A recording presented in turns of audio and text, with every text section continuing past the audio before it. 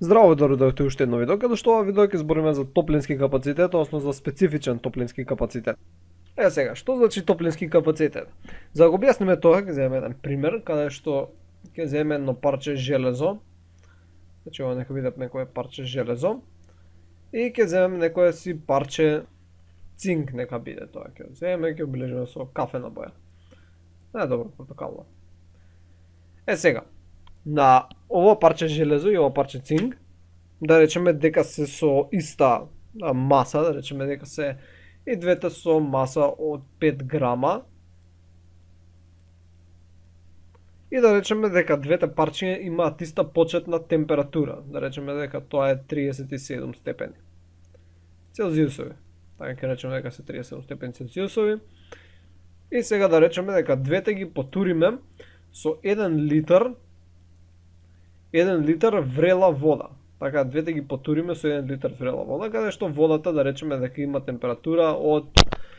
ќе ставиме некој си број, кога нема врска, 80 степени Целзиусови. Така, значи водата има температура од 80 степени Целзиусови и водата, нели, ќе ги потури, ќе испадне, ќе ги прелие, така, значи таа нема да се задржи.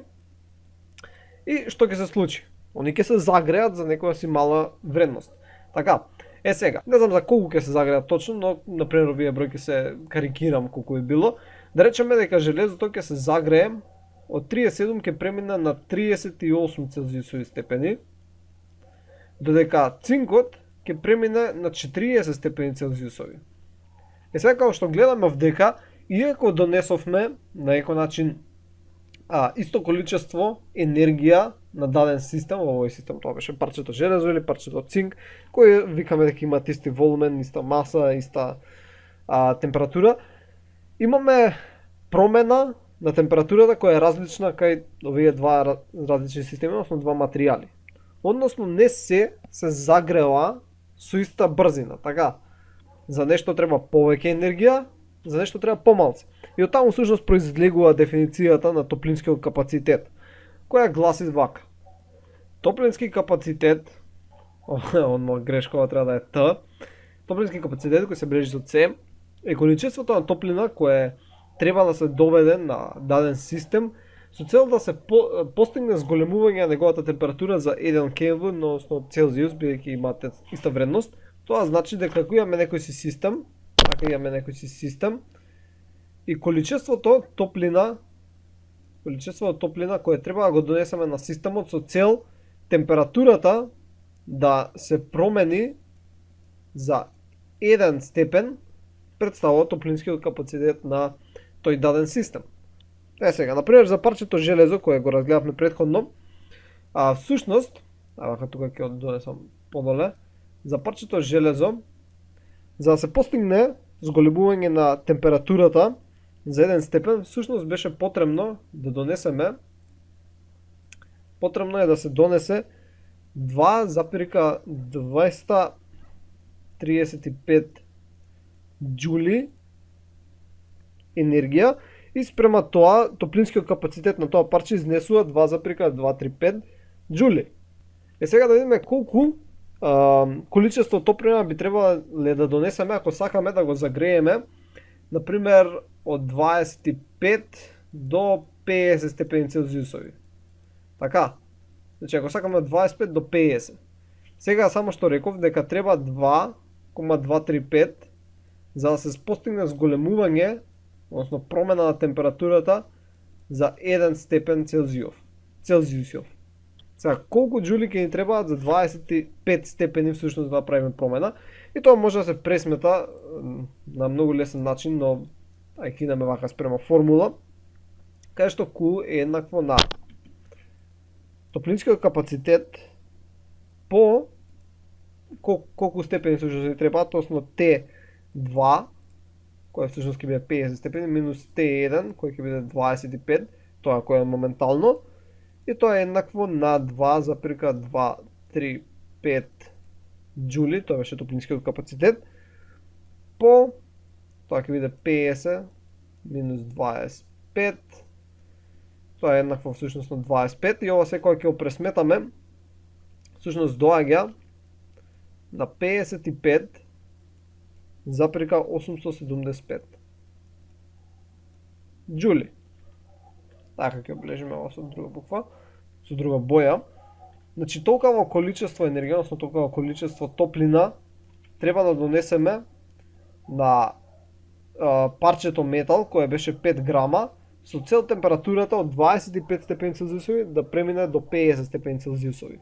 Но обично не се користи овој топлински капацитет, него се користи специфичниот топлински капацитет, кој всушност представува колку количеството на топлина кое треба да се донесе, каде што исто се бара да се промени температурата за 1 Келвин или за 1 Целзиусов, ама на 1 грам од супстанцата. Така, значи видовме што беше топлински капацитет, а специфичен топлински, само како ќе дополним. Значи, специфичен топлински капацитет е количество топле кое треба да се доведе на маса од 1 грам за да се постигне зголемување на температурата за 1 Келвин или Целзиусов степен. Значи, претходно видовме за некое си парче железо кое тежеше 5 грама, така. И за тоа парче железо кое тежеше 5 грама, нас ни треба 2,235 джули со цел неговата температура да се зголеми за 1 степен. И ова нормално е експериментално утврдено, така не пресметале по математички пат колку ќе треба за некој си таму парче железо да се загрее толку и толку. Мислам да пресметале за 1 грам и после сватиле колку треба за сите други количини од железо.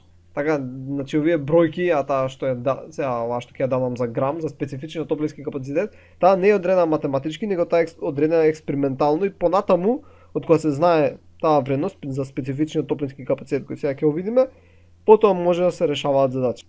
Сега, ако видовме дека 2,235 джули беше за 5 грама, тоа значи сега ќе видиме колку треба за 1 грам. Ова само ќе го поделиме со 5 и тоа е еднакво на 0,447 грами за зголемување температурата од 1 Келвин. Мислам, толку джули треба на грам од супстанца за зголемување температурата од 1 Келвин. И сега ако сакаме да видиме колку всушност колку количество топлина ни е потребно за некоја си дадена маса М, едноставно можеме да пресметаме на начин што за да најдеме колку ни треба, колку топлина, ќе го вметнеме специфичниот топлински капацитет по промената во температура која посакуваме, дали да зголемиме за 25 степени, дали за 20 степени, дали за 100 степени, по масата на парчето кое сакаме да го затоплиме или системот, така. Например, на парче железо сакаме да зголемиме температурата за, не знам, 5 степени Целзиусови, ама парчето железо е 100 грама. Тоа значи дека, која боја да земам, нека видам зелена со бела. Тоа значи дека Q е еднакво на топлинскиот капацитет, специфичниот топлински капацитет, кој е 0,447 и ова е за железо, така затоа го користиме.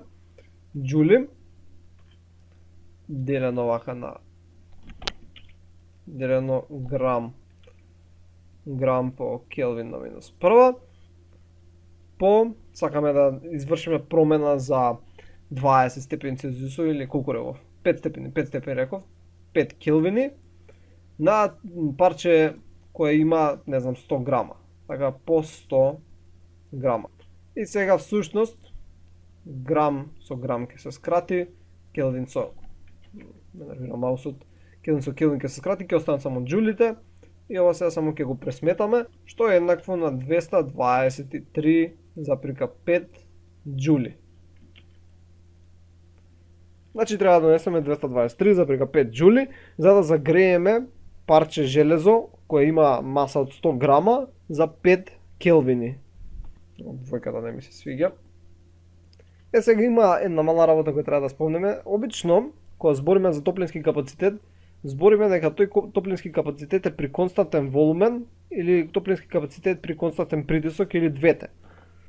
Зошто е тоа важно? бидејќи ева ќе идеме овдека малце погоре. Да речеме дека имаме се некое парче метал, така. Повторно ќе се задржиме на железо. И да речеме дека му е дозволено да го менува волуменот, така се наоѓаме во неограничен простор. И сега да речеме носиме некое си количество енергија X, така што кога ова парче железо ќе го прими тоа количество топлина X, всушност ќе се прошири малце, ќе зголеми својот волумен. Сега знаете дека сите материи кога се затоплуваат, кога имаат поголема топлина, поголема температура, всушност се шират. Така што дел од енергијата која е дошла како топлинска ќе се искористи за вршење работа. Таа работа е всушност ширење во околината, зголемување на волуменот. Така што целата топлинска енергија која сме ја довеле на системот нема да се искористи за зголемување на температурата. Но ако имавме случај каде што парчето железо, да речеме дека исто парче железо или небитно, исто носиме толкаво количество топлина, сега ќе ближиме X1, но сега не му е дадено на парчето железо да се шири. Така, тоа значи дека целата топлинска енергија која е примило ќе се искористи за зголемување на температурата, односно промена на температурата. Нема да се изгуби за вршење на работа. Сега, притисокот обично не прави некаква си разлика во кај цврстите или течните супстанции, но е важен кај гасовитите, така што важно е и таму да се напомене дека кога се збори за топлински капацитет, особено на гасовите супстанции, важно е тие се одвиваат при константен притисок и при константен волумен. Значи овој сега примеров само да го оставиме со некои по-конкретни бројки. Наместо X ќе речеме дека сме донеле 0,447 джули енергија, толку требаше за да се загрее 1 степен, 1 грам од железо. Така и да речеме дека ова е 1 грам и дека започнува со некоја температура од 30 степени, нека биде 30 степени Целзиусови, и сега сме го донеле ова количество енергија од 0,447 джули и сега очекуваме да се зголеми температурата за 1 степен. Но не се зголемува за 1 степен, него температурата иде до 30,7 Целзиусови. Така. Зошто? Бидејќи дел од енергијата се искористил за вршење работа, односно ширење, односно зголемување на волуменот. Така, затоа не се покачи температурата за 1 степен Целзиусов, како што видовме дека е потребно. Така, видовме дека е потребно 0,447 джули за зголемување на 1 степен Целзиусов, ама не, тоа не се случи поради тоа што волуменот не беше константен. А во вториот случај, да речеме дека го имам истото парче железо кое тежи 1 грам, и исто се носи овдека 0,447 джули енергија, топлинска енергија, но во овој случај викаме дека волуменот е константен, така што нема ширење. Поради тоа, ако температурата била исто 30 степени, при носење на тоа количество топлина, температурата ќе се промени до 31 степен, бидејќи не се искористило дел од енергијата за вршење работа, него целата енергија се искористила за покачување на температурата. Добро, и тоа беше се за топлински капацитет и специфичен топлински капацитет. Се надам дека научивте нешто ново.